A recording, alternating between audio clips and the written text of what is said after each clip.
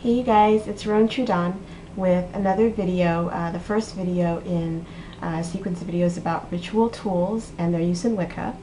So this one is about wands, which is like the most famous tool, obviously, in witchcraft.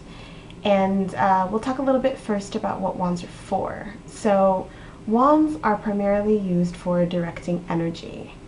And so basically all your magical energy comes from within.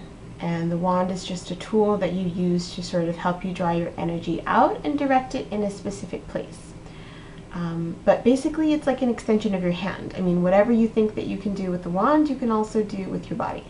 And this is true in general about magic. All these tools are exactly that. They're just tools. They're ways of changing your consciousness and ways of, using the symbolism and the power of objects to sort of draw your will.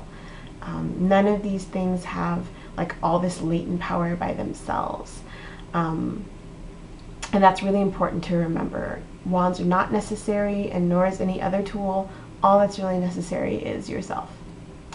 So with that said, I'd like to talk a little bit about what you can use wands for. You can use them a lot for invoking, so like, for example, invoking the spirits of the elements or of the goddess and god. That's a pretty popular use for it. They can also be used as a substitute for an athame. I didn't get an athame until recently, actually, and I've been using my wand as an athame, which we'll also talk about later. So again, a variety of purposes. I will show you what my wand looks like this. It's pretty ordinary looking in the sense that it's very natural. And this is the way that I like it. I don't really like wands that are, I don't know, fancy schmancy. I'm really just into keeping things natural. And this wand is a really special wand. It's made of rowan wood, and I bought it off of Etsy.com, where I also have a shop. And there's this great shop called Wands of Avalon. And this woman makes these wands from the trees found in Avalon in England. Well, Avalon no longer exists, but it was a sacred place in the Celtic tradition, and now there's a town called Glastonbury that stands on that space. But the trees are the same. They've been there for thousands of years, and so she takes the cuttings from there, and then she takes them here to the US and she makes them. And the greatest part is that the proceeds of your purchase go towards her animal sanctuary. So you know that your money's being, put toward a good cause, and I really love her work. You can feel the love, definitely. And certainly the type of wand you get really matters. There are certain wands that have different properties, like rowan, for example, is a very protective wood. Willow is like a very feminine wood. Really just go with it, feel it out, and see what feels good to you, and note their purposes and the sorts of magic that they're used for, because that'll be helpful in helping you decide how and you should get your wand and what kind it should be.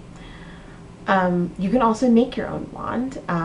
Preferably you should know what kind of wood it's made from if you try to make your own, but you can definitely take like a stick or a fallen, part of a fallen tree branch or something like that to make your wand. And if you're going to take it directly from the tree, do ask permission, because you are stripping it of its resource. And so whenever you do that in Wicca, you should always be sure to ask permission.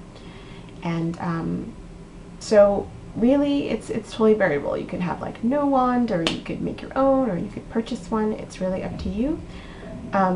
Just be sure whatever you do that you're, again, doing it with intention, and that the wand that you select, if you do want one, feels right to you. Another important thing to mention about wands is that they're not all made of wood. I prefer to use wood wands because they're really good for natural magic, but certainly there are other types of wands. Metal wands, for example, are good for conducting large amounts of energy. So something like pewter or copper or different types of metals are good for different things. There are also crystal wands, which are made out of certain gemstones, which are really good for fairy magic, I hear. I don't really have much experience with this kind of stuff, but if that's your thing, you should definitely go for it.